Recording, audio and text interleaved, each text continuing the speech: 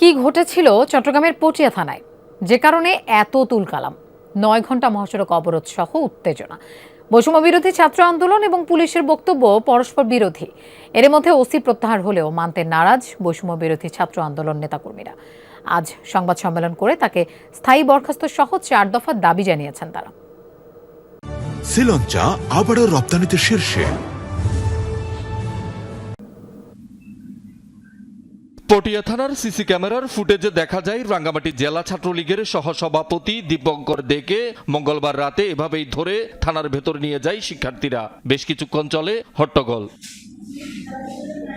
শিক্ষার্থীদের অভিযোগ, নিষিদ্ধ সংগঠন ছাত্রলীগের নেতাকে পুলিশের হাতে তুলে দিলেও মামলা নেই বলে গ্রেপ্তারে অস্বীকৃতি জানায় পুলিশ। ক্ষুব্ধ হয়ে প্রতিবাদ জানালে পুলিশ লাঠিচার্জ করলে বেশ কয়েকজন আহত হয়। রাঙ্গামাটি ছাত্রলীগ ওকে ধরে নিয়ে যায় সহসভাপতি। এখন যখন থানায় সদর্পণ করে তখন ওরা ওকে আটক করতে অস্বীকারই জানায়। তখন জুলাই যোদ্ধারা বলে ও তো ভাই আমাদের হামলার সাথে জড়িত। ছাত্রলীগের আমরা থানায় নিয়ে যাওয়ার সাথে সাথে ওসি ডাইরেক্টলি আমাদের গালিগালাজ করতেছে। গালিগালাজ করার পর বলতেছে কি সব সালের ভিতরে লাঠি চার্জ কর। জুলাইয়ের স্লোগানগুলো দেয়।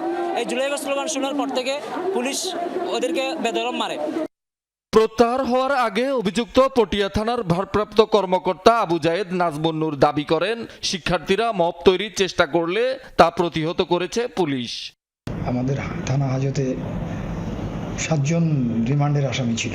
আমাদের সিকিউরিটি সিস্টেম করে যখন ওরা একেবারে চারদিকে ঢুকে গেছে, আমরা আমাদের আইনের মধ্যে থেকে তাদেরকে নিবৃত করার চেষ্টা করেছি। মব সৃষ্টি করে আমাদের থানায় যখন আক্রমণ করে, তারা একটা ছেলেকে মারতে মারতে নিয়ে থানায় ঢুকেছিল। এই ঘটনাকে কেন্দ্র করে রীতিমতো তুলকালাম কাণ্ড ঘটে।